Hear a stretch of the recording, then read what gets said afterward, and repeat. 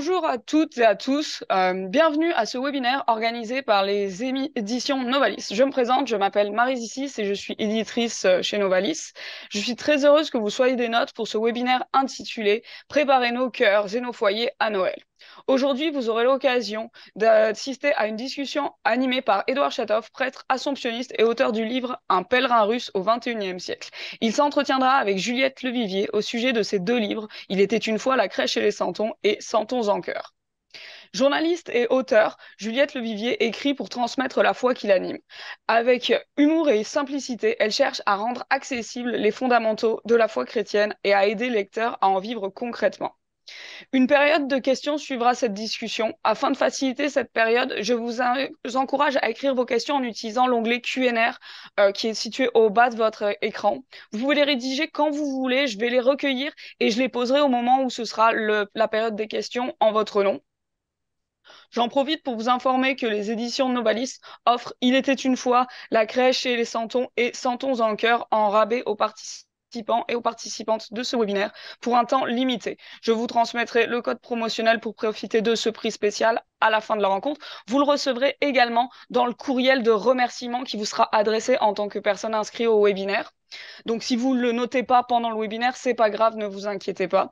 Vous pourrez utiliser ce code sur notre site ou en appelant notre service client. Je vous donnerai également le numéro de téléphone du service client dans la boîte de clavardage.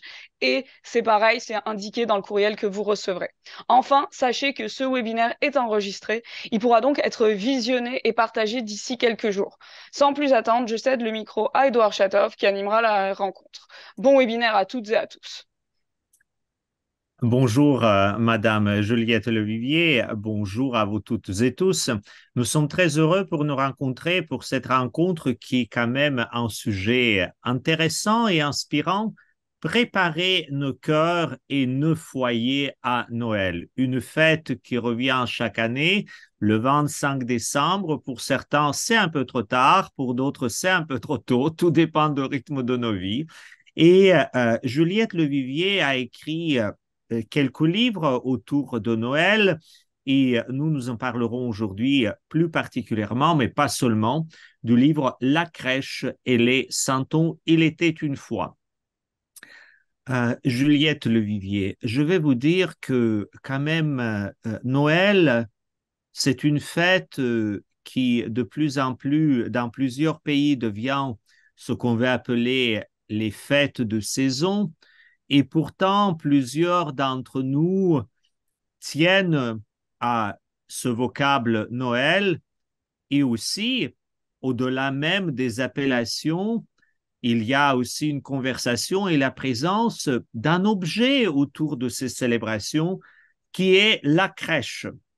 Vers les Santons, on parlera un peu plus tard, mais euh, la crèche est présente partout. On peut la voir dans les foyers, on peut voir la crèche dans les supermarchés, on peut voir la crèche à côté des églises et des cathédrales, à l'intérieur et l'extérieur. Alors, ma première question que je vais vous adresser, quand on parle de Noël et de la crèche, pourquoi la crèche? Eh bien, la crèche est héritière des catéchèses du Moyen Âge. Au Moyen Âge, comme les gens ne savaient pas lire, ne savaient pas écrire, eh bien, on les catéchisait avec des petites scènes d'évangile qu'on jouait devant les églises.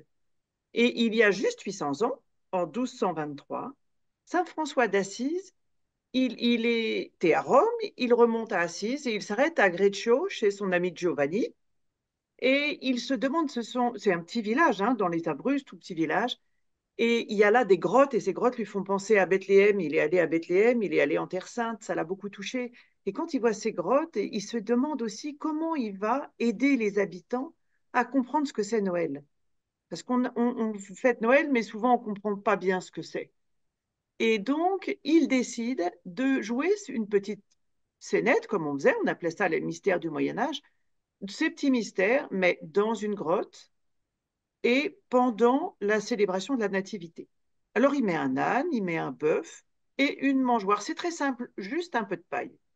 Et puis pendant la messe, c'est Saint François qui fait l'homélie. Et alors, vous savez, il a ça dans le cœur, il est un peu à fond. Et à un moment donné, dans la crèche, on a Jésus qui apparaît.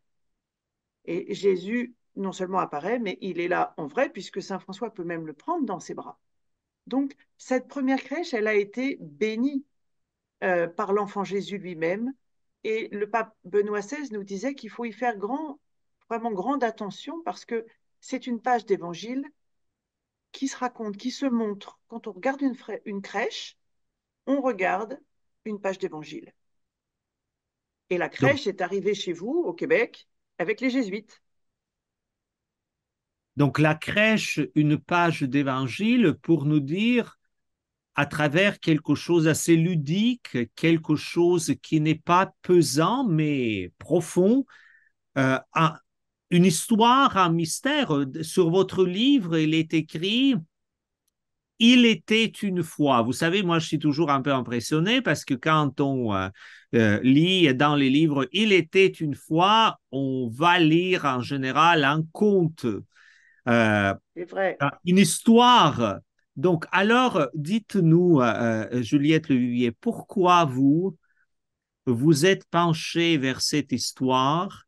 Qu'est-ce que vous a animé quand vous avez écrit le livre sur la crèche et les Santos? Alors, déjà, il faut bien préciser que Il était une fois, c'est F-O-I. Il n'y a pas de S. Voilà. Parce que la crèche, c'est pas un conte de fées. C'est un conte de foi, Oui. c'est-à-dire l'évangile. Et quand on lit l'évangile, vous voyez bien le dimanche et tous les jours, le prêtre, quand il lit l'évangile, il commence par en ce temps-là. Il y a un temps, il y a un lieu. On nous dit toujours Jésus descendait de Jérusalem. Là, on sait qu'on est en Judée. Voilà, que c'est la nuit. Voilà. L'évangile nous dit toujours les temps et les lieux parce que c'est une histoire vraie. La crèche, c'est aussi une page d'histoire. Ça s'est réellement passé. On sait où c'était, on sait quand c'était, on sait qui y avait, il suffit de lire l'évangile. Et donc, Mhm. c'est important de bien se dire, Jésus, c'est pas un conte de fées, c'est quelqu'un de vivant dans notre vie. Et c'est ça, moi, qui m'a animée. C'est pour ça que j'ai écrit ces livres. D'abord parce qu'on m'avait demandé d'animer des retraites. Et alors, invitez-moi au Québec pour que je vous fasse ça, je viens tout de suite. Des retraites sur Noël, des retraites sur la crèche. Et puis les gens, les retraitants m'ont dit, ben, il y a beaucoup de choses dans ce que vous dites, on ne peut pas tout noter. Est-ce que vous voulez bien faire un livre? Alors, vous savez, on fait les choses comme on nous les demande. J'avais Mhm. pas prévu de faire un livre sur la crèche, simplement. Ça s'est présenté comme ça devait être le projet du Seigneur. On essaie de se rendre disponible aux idées du bon Dieu. Oui, vous avez aussi dit que donc la crèche, euh, cette réalisation, j'ai envie de dire, cette image vivante, plus que même une image, mais comme l'incarnation de ce mystère qui nous est donné dans la foi, mais aussi qui traverse l'épaisseur de l'histoire humaine. Vous avez dit que c'est une crèche là, où il y a Jésus qui apparaît. Et précisément, il y a cet aspect que pendant un certain temps, la crèche elle est vide. Il y a un autre moment où, voilà, oh, Jésus apparaît. Saint François avait la grâce et il a vu Jésus, j'ai envie de dire, en vrai, en Ben, chair et en oui. épaisseur. Nous, nous n'avons pas forcément. De temps en temps, il y a des Jésus en cire, les Jésus en plâtre. Les vrais Jésus, quand on fait la crèche vivante, il y a une maman qui vient et donc qui offre son bébé pour précisément manifester ce Jésus aussi qui balbutie, qui crie. Mais en fait, pourquoi on fait la crèche?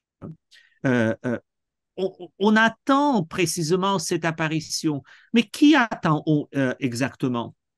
En fait, la crèche, elle nous montre trois, vous voyez, on est dans l'Avent, Adventus, trois avènements, trois temps où Jésus est présent.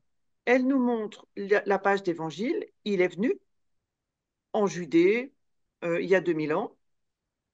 On nous dit aussi, ça nous montre, il est présent. Tu sais, il est, il était, il vient. Il est présent dans notre vie aujourd'hui, par les sacrements, dans nos frères, par sa parole, etc. Il y a toutes ces manières dont il est présent, et la crèche nous le montre avec les santons notamment. Et puis, il reviendra. Et ça, on le dit tous les dimanches, il viendra dans la gloire pour juger les vivants et les morts. Ça, c'est notre attente fondamentale. On sait parce qu'il nous l'a dit, que, juste avant son ascension, il nous a dit qu'il était présent avec nous jusqu'à la fin des temps. Voilà. Et moi, je reste avec vous. Hein. Il y a l'ascension, mais il nous promet son esprit, puis il nous promet sa présence. Et puis, il nous dit qu'il viendra dans la gloire. Et ça, c'est la grande espérance des chrétiens. Ce qu'on attend, qu'est-ce qu'on attend? On attend qu'il vienne dans la gloire. Et ça, c'est vraiment quelque chose qui est au cœur de notre vie. Faut bien se replacer dans cette attente. L'Avent nous en parle beaucoup parce qu'elle est extrêmement importante. On n'attend pas qu'il neige, on n'attend pas qu'il fasse beau, on n'attend pas le Père Noël. On attend le retour du Christ en gloire.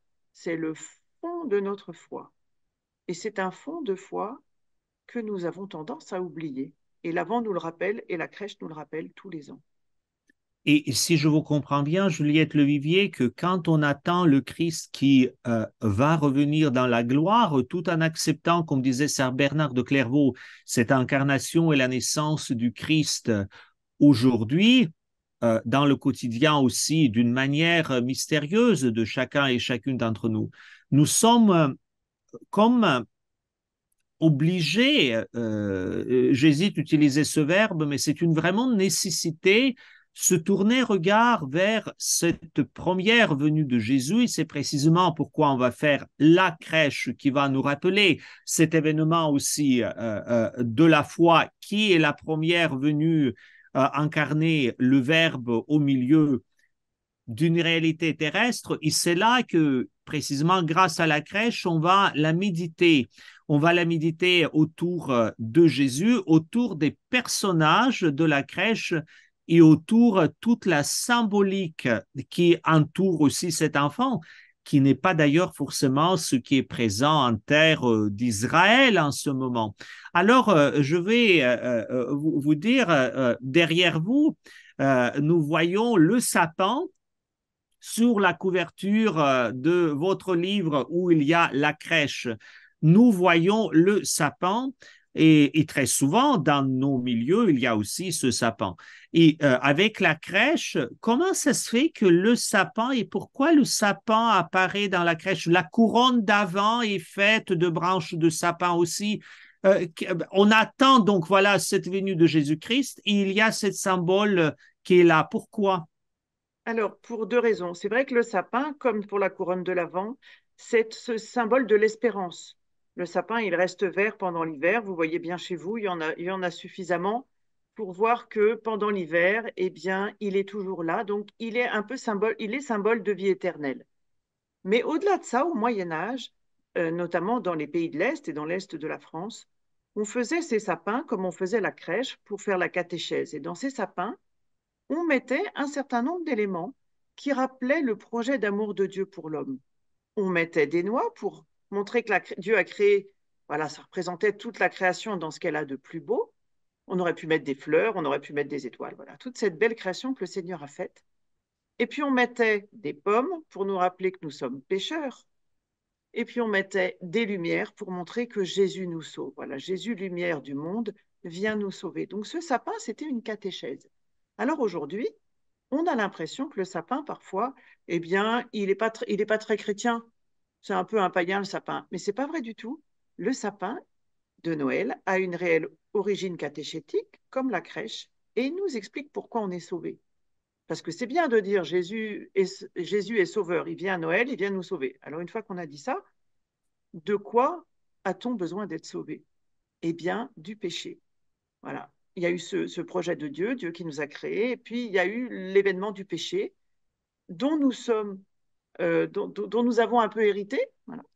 Et donc la nature humaine a été abîmée par ce péché. Alors on sait bien que le récit dans la Genèse est un récit symbolique, mais qui nous dit que Dieu avait un projet d'amour pour nous, qu'on l'a refusé, et que Dieu, c'est tout l'Ancien Testament, nous repropose ce projet.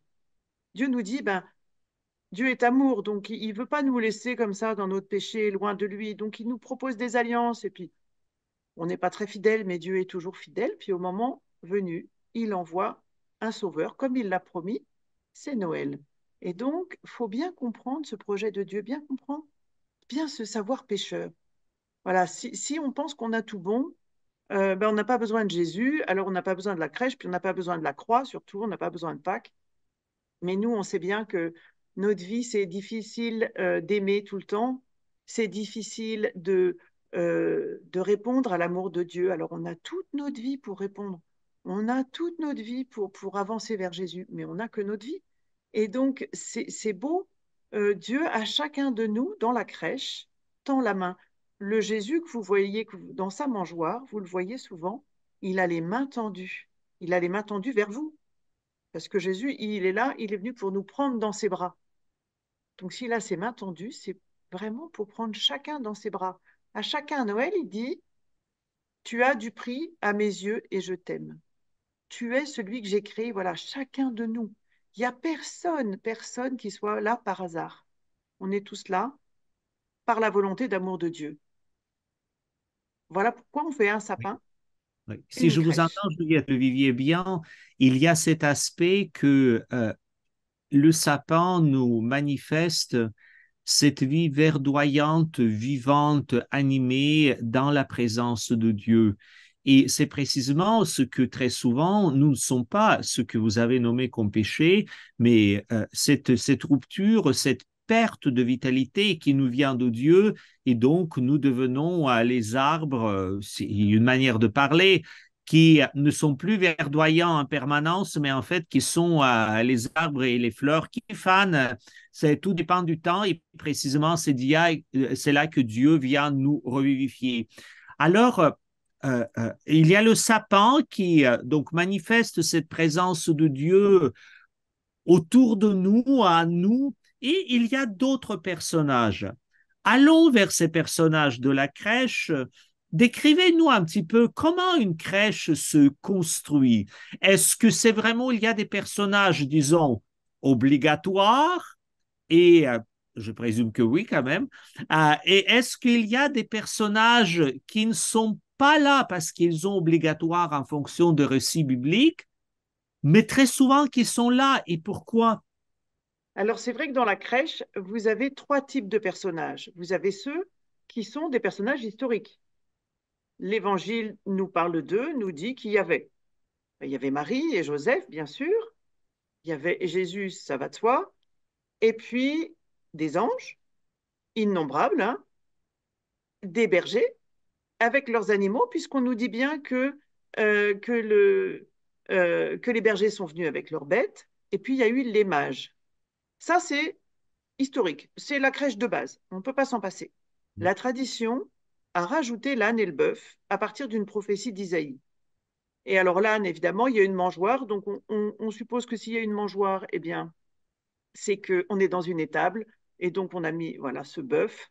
Et l'âne, c'est probablement celui de Joseph sur lequel Marie est arrivée, puisque elle arrivait de Nazareth, il y a quand même 150 kilomètres. Et quand on est enceinte de 9 mois, on ne les fait pas à pied. Donc la tradition, depuis le VIe siècle, a rajouté l'âne et le bœuf.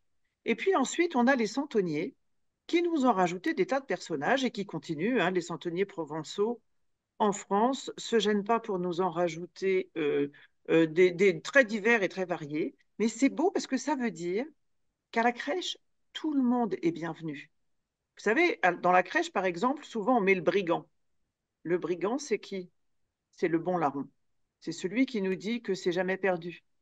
Tant qu'il y a de la vie, il y a de l'espoir. Tant qu'il y a de la vie, le Seigneur, on peut tendre ses bras, on peut se jeter dans les bras de Jésus. Qu'est-ce qu'il fait, lui, sur la croix? Il se jette dans les bras de Jésus. Et donc, vous voyez, tous ces santons qui ont été rajoutés, ils ont chacun à sa manière, ils nous guident tous vers Jésus. Un santon, en provençal, ça veut dire un petit saint.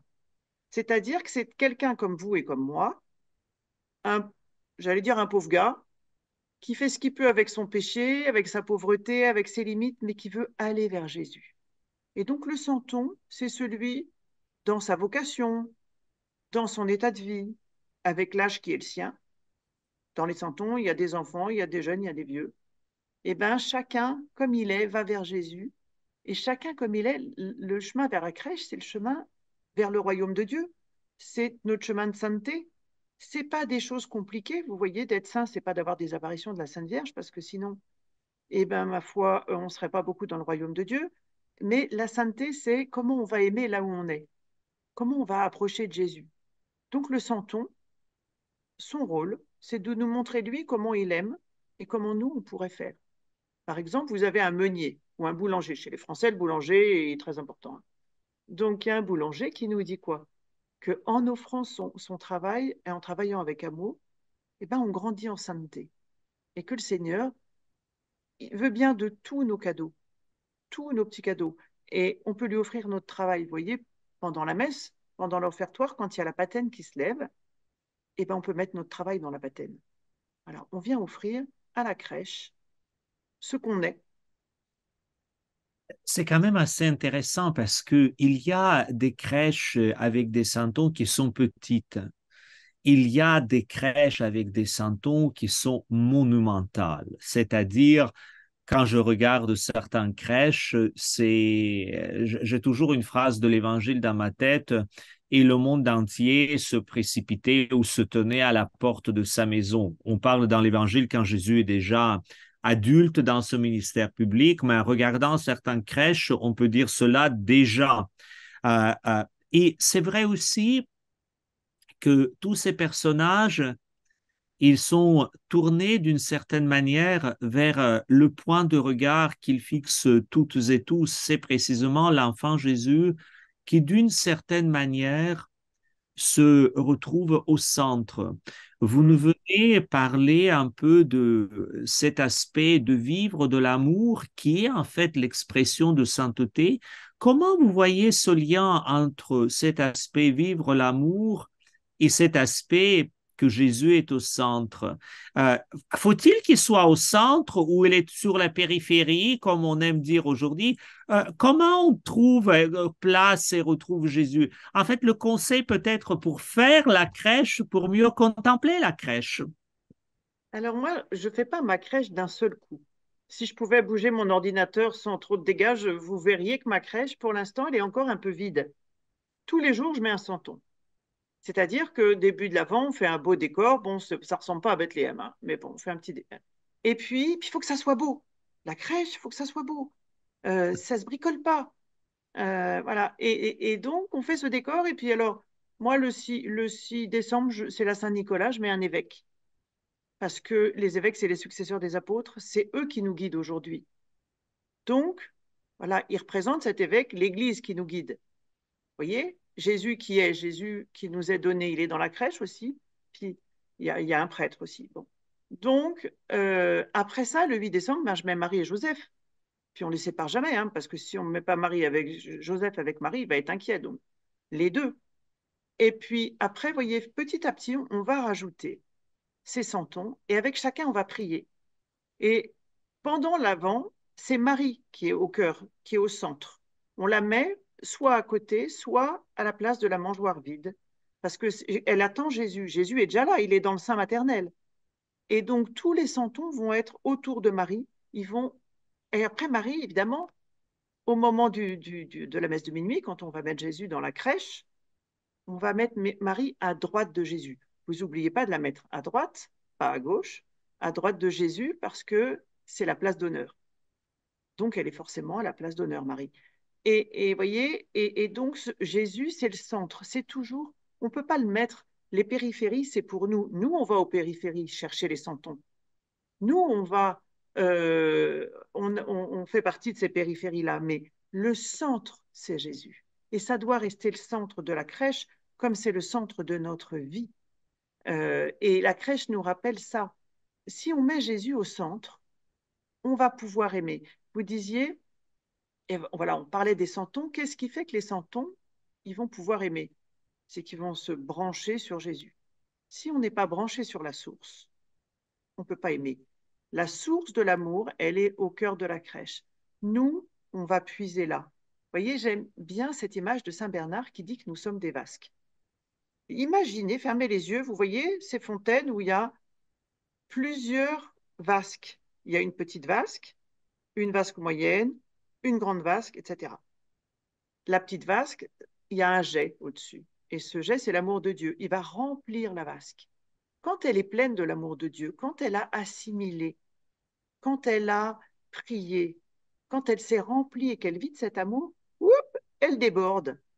Et donc son amour va déborder sur la vasque d'en dessous et elle va remplir la vasque du dessous d'amour, laquelle va faire pareil. Et l'amour qui s'étend n'a qu'une source. C'est le jet du haut, c'est l'amour de Dieu, c'est le cœur de Dieu. Et chacun de nous, voilà, à Noël, on se fait des vases, on reçoit cet amour, et puis on va pouvoir en déborder d'abord sur nos proches, et puis de proche en proche sur le monde. C'est ça qui nous est donné à Noël, c'est cet amour surabondant, alors qui nous est donné tout le temps, tous les jours dans l'Eucharistie, mes amis. On a la possibilité d'aller boire à la source tous les jours, pas simplement à Noël. Et donc, si je vous entends bien, Juliette Levivier, vous nous dites en ce moment que, en fait, la crèche, c'est la méditation patiente et lente, progressive, mais qui se déploie précisément sur Oui, l'amour de Dieu, l'amour de notre prochain et l'amour de nous-mêmes. Et Jésus au centre et tous les personnages vont, d'une certaine manière progressive, nous révéler cet amour. Est-ce que je vous exact, comprends bien? exactement. Ils vont nous révéler cet amour, ils vont nous montrer comment eux, ils aiment.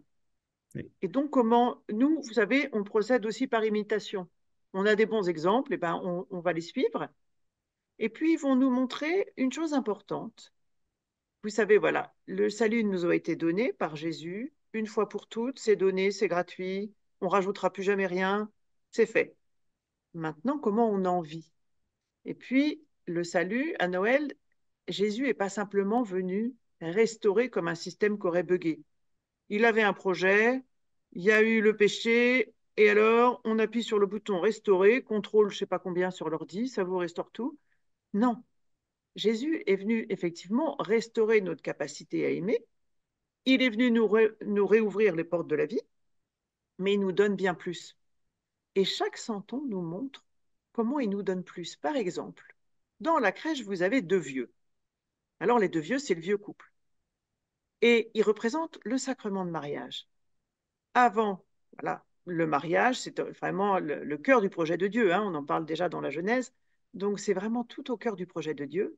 Donc Jésus va nous restaurer dans notre capacité à nous aimer en couple. On va pouvoir s'aimer mieux, on va pouvoir s'aimer plus.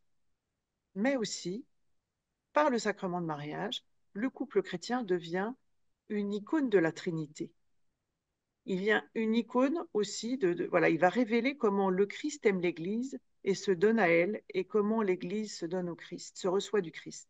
Et donc ça, c'est incroyable. Vous voyez, quand Saint Paul nous dit ce mystère est grand, ben un peu oui.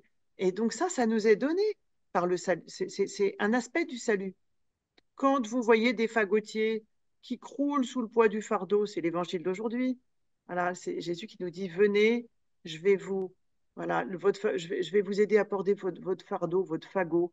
Eh ben, on apprend que depuis le salut, depuis que Jésus est venu, quand on a une épreuve, on peut la vivre avec lui et qu'on peut l'offrir pour la gloire de Dieu et le salut du monde.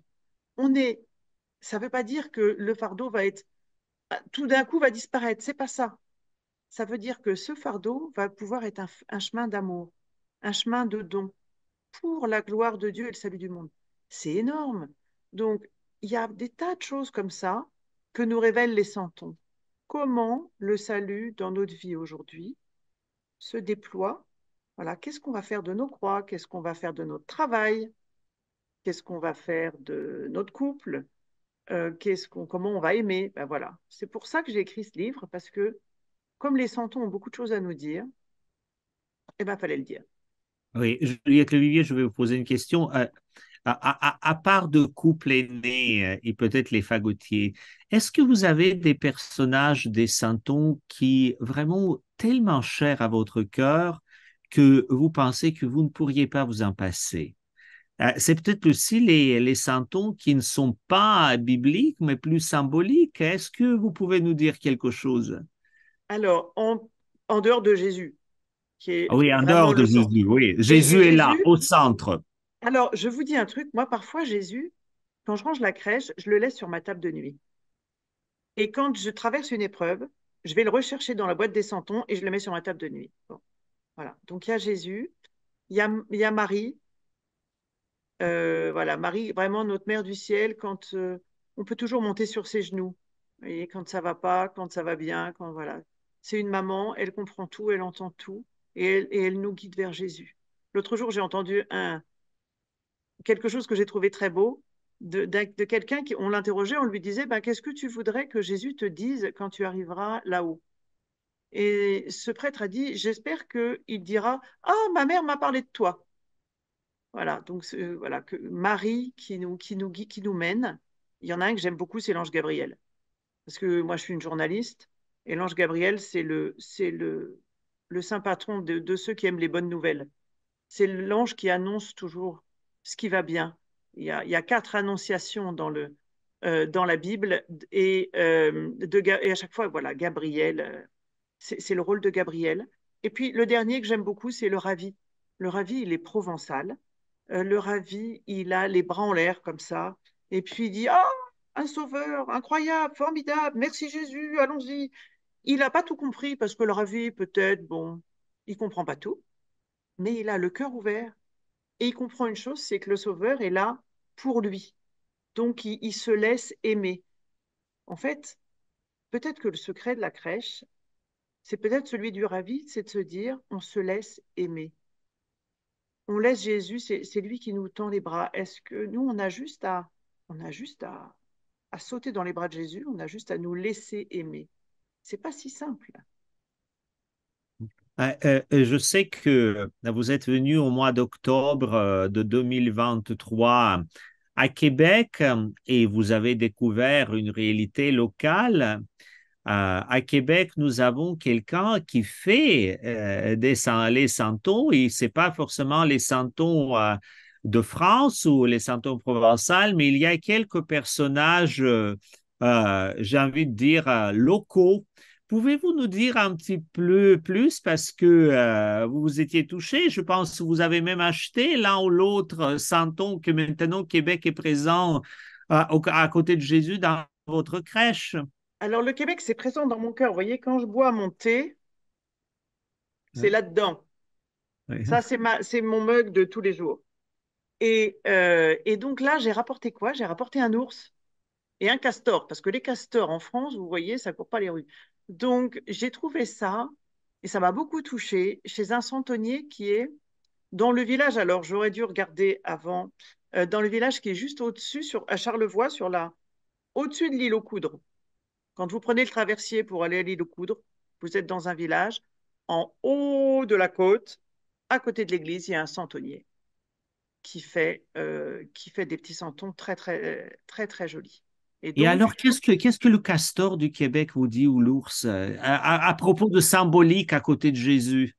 eh bien, le castor et l'ours, ils nous parlent de la création. Parce que vous voyez, au moment où ça a été, voilà, au moment du péché, alors il y a eu 3 conséquences. La première, c'est que nous sommes devenus mortels, on s'est coupé de la source de la vie. La deuxième conséquence, c'est que nous avons du mal à aimer, parce qu'on s'est coupé de la source de l'amour. Tout ça, c'est restauré à Noël. Et la troisième conséquence, qui sera restaurée pleinement quand Christ reviendra, c'est qu'il y a eu un désordre introduit dans la création. C'est comme ça que le tigre a commencé à manger l'agneau, que le loup est devenu une sale bête, etc. C'est-à-dire que toute la création, elle est fondamentalement bonne puisqu'elle est l'œuvre de Dieu. Eh bien, elle a été déréglée. Et donc, ces animaux dans la crèche nous apprennent que le cosmos et toute la création attendent la restauration, leur restauration dans leur bonté première, puisque la rédemption, elle est aussi pour la création. Je vais vous poser une question pour un peu terminer notre conversation à deux, hein, et nous attendons les questions des participantes et des participants. Vous pouvez toujours les mettre dans l'onglet Q et R. Mais je vais vous poser la question. Vous avez dit que on commence à faire la crèche au début de l'Avent. Euh, le centre, donc Jésus, même s'il est présent dans le ventre maternel de Marie, Jésus, celui qui est un peu zygote, il tend les bras, on va le mettre le 24-25 décembre dans ce passage de la nuit, donc la fête de la Nativité du Seigneur. Mais quand est-ce qu'on range la crèche? Alors, on la range traditionnellement, mais je pense que ça se perd. On la rangeait le 2 février. Euh, Maintenant, je pense que ça dépend un petit peu des pays. Ça dépend. C'est vrai que dans Ça l'Est, dans dépend les du pays de temps l'Est, liturgique qui s'arrête au baptême du Seigneur. Mais en fait, voilà. ce que j'ai envie de dire, c'est, Juliette Levivier, j'ai posé cette question pour ne pas nous donner juste une date. La date peut être au baptême du Seigneur au 2 février, mais qu'est-ce que ça veut dire ce prolongement de la crèche à partir de Noël et qu'est-ce qu'on médite à partir de cela? Parce que quand même, il y a des rois, les rois mages qui arrivent un peu plus tard. Donc, comment vous voyez, qu'est-ce qu'on va contempler Alors, aussi pendant ce temps après Noël? la Évidemment, crèche, l'amour de Dieu, mais un peu plus. clairement, de toute façon, elle dure après l'Épiphanie, puisqu'il faut que les trois mages arrivent. Alors, il faut déjà les mettre en marche maintenant, hein, parce qu'il faut qu'ils traversent le salon, tout ça, avant d'arriver à la crèche. Ils ont 1000 kilomètres à faire. Ils arrivent de Babylone, ils vont à Jérusalem, donc voilà. On les fait cheminer. Tout ce qui est après, c'est le temps de l'Église, c'est-à-dire que ben, on voit bien, j'allais dire, c'est un peu les actes des apôtres. C'est fabuleux, les actes des apôtres. Vous allez voir, au début, ben, il y a quelques disciples, et puis après, on fait des baptêmes, et on vous dit, ce jour-là, on a eu, voilà, 3000 personnes se sont adjoints à la communauté. Puis le lendemain, c'était 5000. Enfin, c'est incroyable. C'est voilà, l'explosion, le déploiement de l'Église. Alors, dans ces 100 ans, on va méditer sur l'Église après Noël. On va méditer sur le déploiement. Comment l'Église s'est-elle déployée? Ben, avec des missionnaires. Comment vous avez eu la crèche au Québec? Avec des missionnaires. Comment la foi est arrivée? Avec des missionnaires. Et donc, les rois mages, c'est les premiers missionnaires. Ils sont arrivés à la crèche avec des cadeaux, et eux, ils ont reçu un cadeau incroyable qui est celui de la foi. Donc, ils sont comme une préfiguration de l'Église. Quand ils repartent chez eux, par un autre chemin, c'est le chemin de l'Église. Ils sont plus juste des collègues, ils sont des frères en Jésus. Et donc, on va méditer sur l'Église. Alors aujourd'hui, le Christ nous est donné par l'Église. Il nous est donné par les mains du prêtre. Toujours penser, les mains du prêtre, c'est celles de Jésus. Le jour de l'ordination, on leur greffe les mains de Jésus. Voilà, les mains qui guérissent, les mains qui consacrent, les mains qui pardonnent. Pensez juste aux mains du prêtre au-dessus de votre tête qui dit « Et moi, je te pardonne tes péchés ».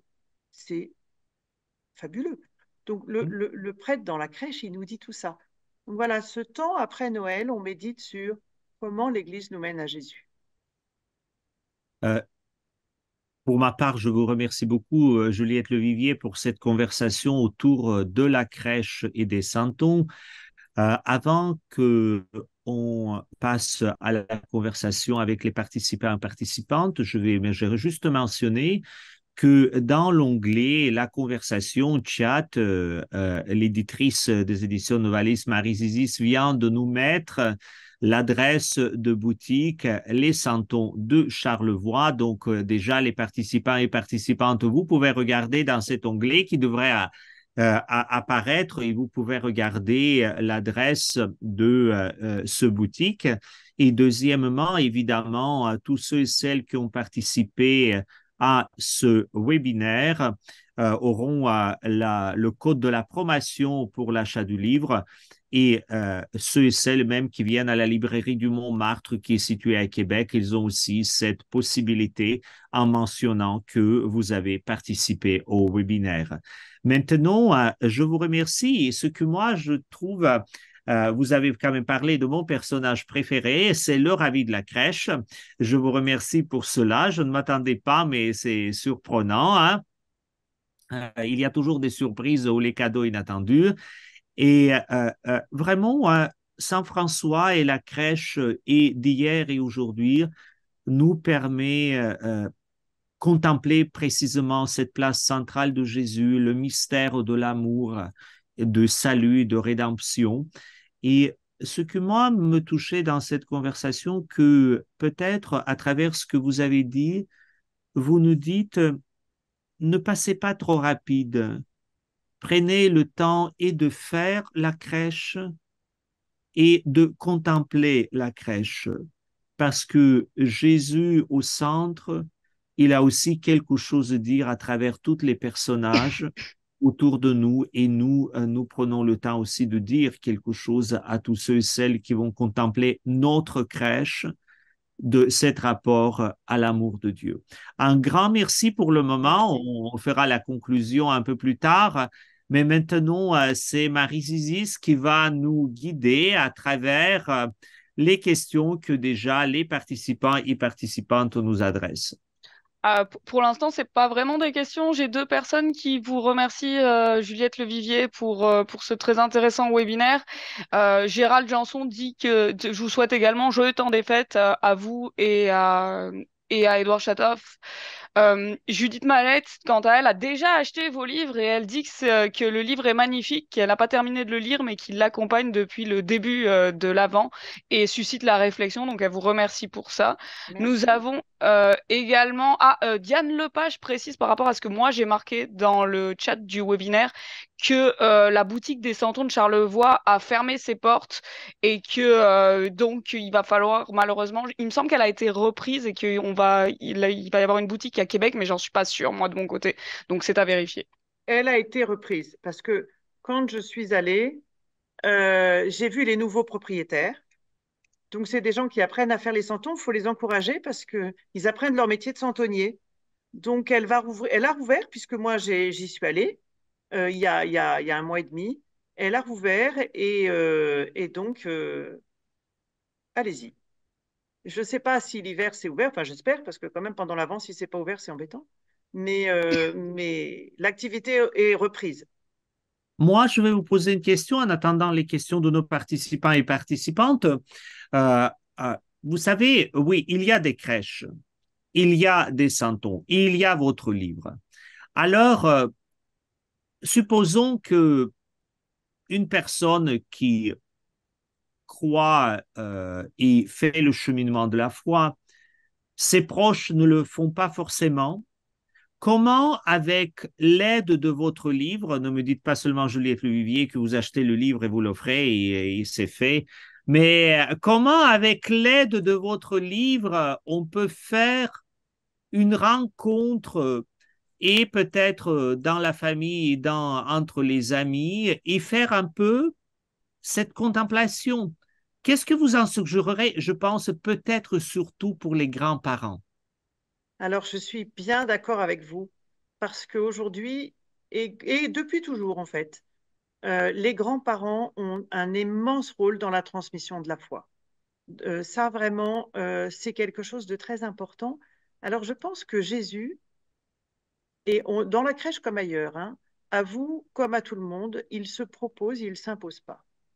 Et que la meilleure manière de transmettre notre amour pour lui, c'est d'en vivre. C'est que les gens voient à travers nous un rayonnement de son amour. Il doit falloir, et c'est ça la sainteté, hein, c'est compliqué notre affaire là.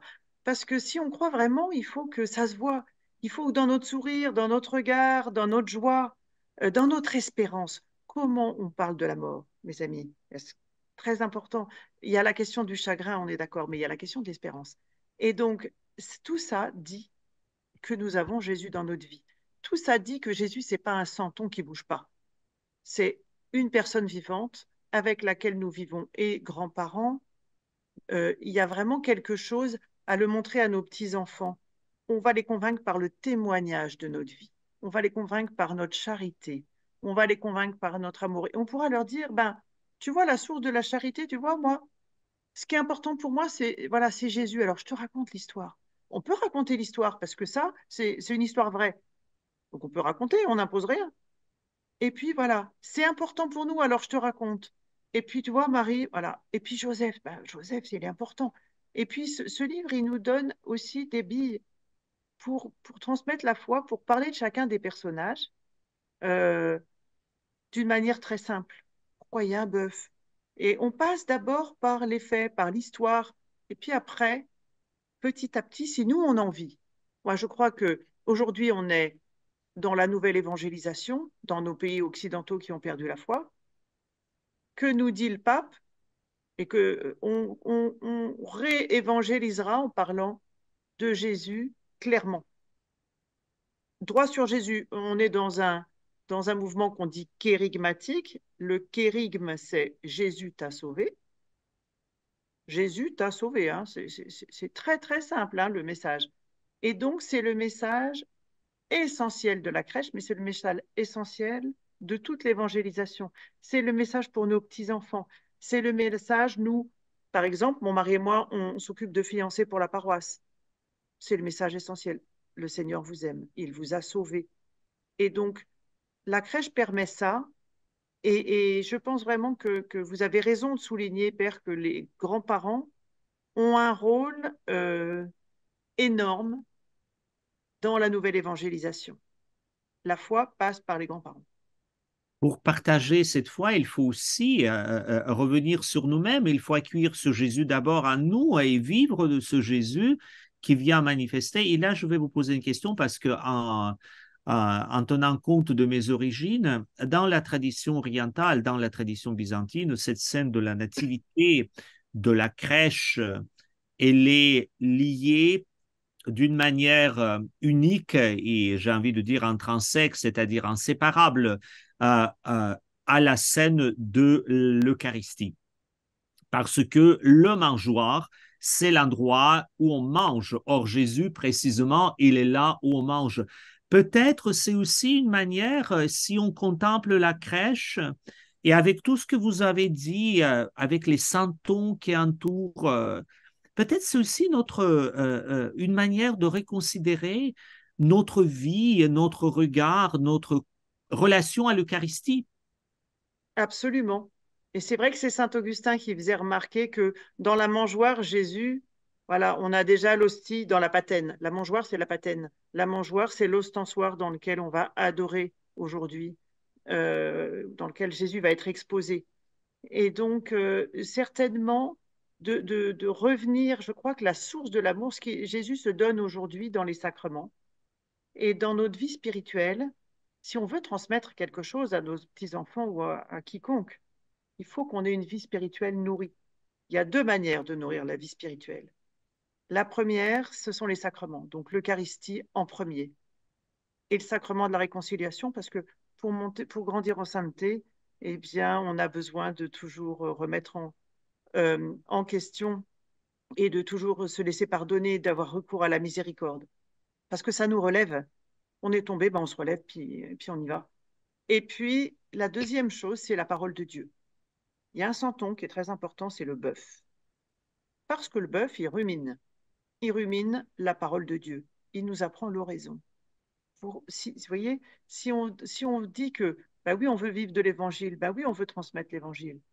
Formidable. Si on ne l'a pas médité, on ne va rien transmettre. Et donc, la base vraiment est, j'allais dire, plus important que de lire mes livres, lire la parole de Dieu.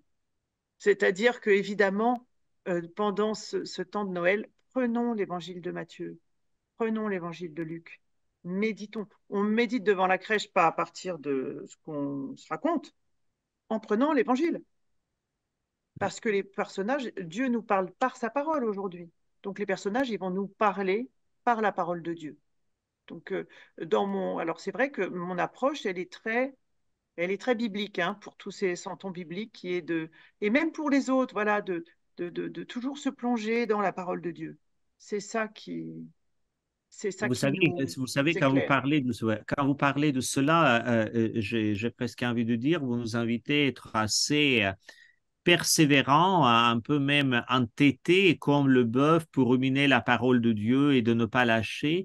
Mais en vous écoutant aussi un peu auparavant, je me suis dit, est-ce que c'est une bonne idée quand on prépare la place de Jésus, surtout dans le contexte des sociétés qui sont assez éloignées ou un peu, j'ai presque envie de dire, de temps en temps, indifférents à cette relation explicite avec Jésus. De l'implicite, on n'en parlera pas, hein, c'est difficile à jauger.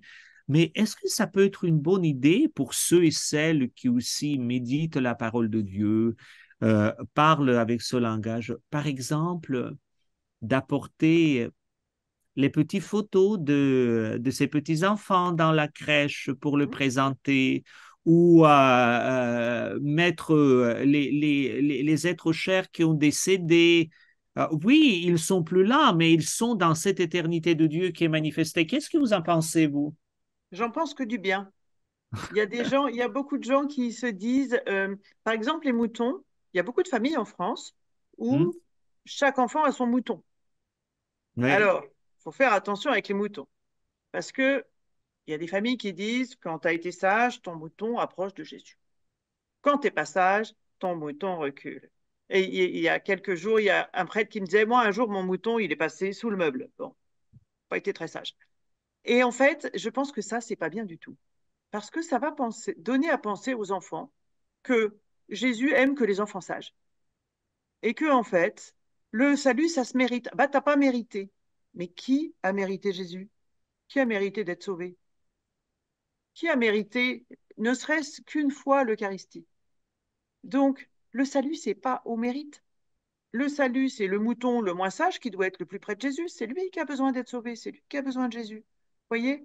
Donc, il faut aussi attention aux fausses images de Dieu qu'on va donner.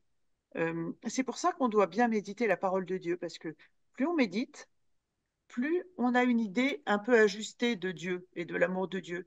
Et on risque moins de transmettre des idées fausses. Et donc ça, voilà, je pense que à la crèche, il y a tout le monde. Il y a l'Église visible et invisible, puisqu'il y a des anges, hein, et donc il y a nos défunts. Je suis bien d'accord pour dire que on est en communion, la communion des saints. On la voit beaucoup dans la crèche, parce que dans la crèche, par exemple, dans la mienne, il y a Saint François d'Assise. Bon, bah, Saint François d'Assise, il n'est pas d'aujourd'hui. Et puis, il y a des grands saints, il y a Saint Jean-Marie Vianney aussi. Donc, vous voyez, tous ces saints qui ont fait l'Église, qui sont nos frères aînés dans la foi, sont là aussi. Puis tous ceux qu'on aime. C'est un Ah, lieu d'amour, il y a tous ceux qu'on aime. oui.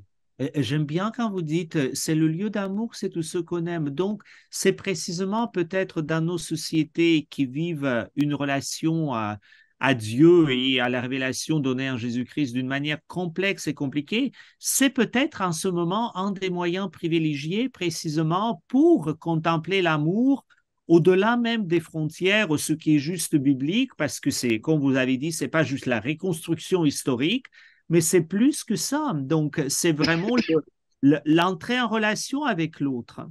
Ah oui, vraiment. Il y a vraiment oui, ce lien facile parce que la crèche parle à tout le monde.